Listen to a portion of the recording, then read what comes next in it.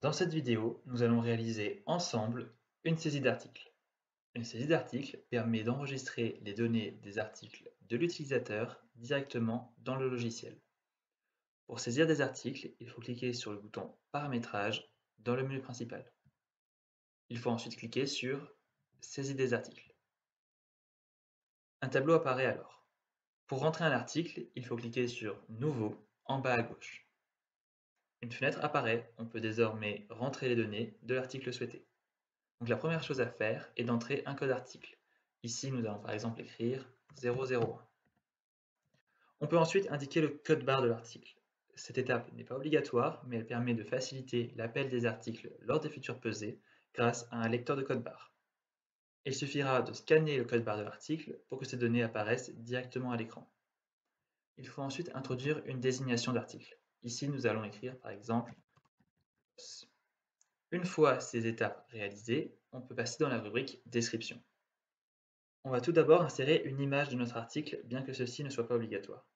Donc pour cela, il suffit de cliquer sur le bouton des trois petits points situés sur la ligne Fichier image. On vient ensuite sélectionner l'image qui nous intéresse. On va ensuite indiquer le PMU de notre article. Pour ceci, deux possibilités. Soit on le renseigne directement si sa valeur nous est connue, soit on procède à un échantillonnage. Ici, pour la démonstration, nous allons procéder à un échantillonnage. Donc il faut quitter cette fenêtre en ayant cliqué sur Valider, puis aller dans le menu Peser.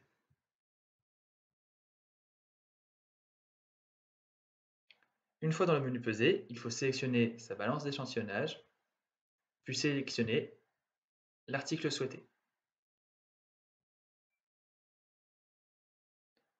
On va ensuite procéder à l'échantillonnage à proprement parler. Donc ici, par exemple, nous allons déposer 10 COS sur la balance numéro 1. On va ensuite indiquer au logiciel que nous avons déposé 10 COS en cliquant sur le bouton 10, ici, en bas à gauche. Donc le PMU apparaît, on peut valider cet échantillonnage, enlever les échantillons présents sur la balance numéro 1, puis cliquer sur Clear, et retourner dans la saisie des articles.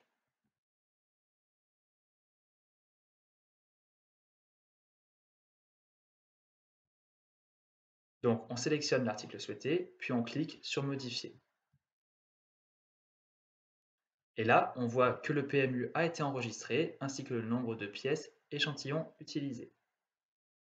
On peut ensuite indiquer une tare si l'on connaît le poids du contenant que l'on utilise, mais cela suppose d'utiliser toujours le même contenant pour le même article. On peut enfin indiquer, si besoin est, plusieurs désignations. Ceci peut se révéler utile si l'on souhaite afficher le nom de l'article en plusieurs langues par exemple. Donc maintenant, nous avons fini d'indiquer les caractéristiques de notre article. Nous pouvons les enregistrer en cliquant sur Valider. Donc la fenêtre se ferme. Si maintenant on retourne dans le menu Peser, puis qu'on sélectionne l'article souhaité,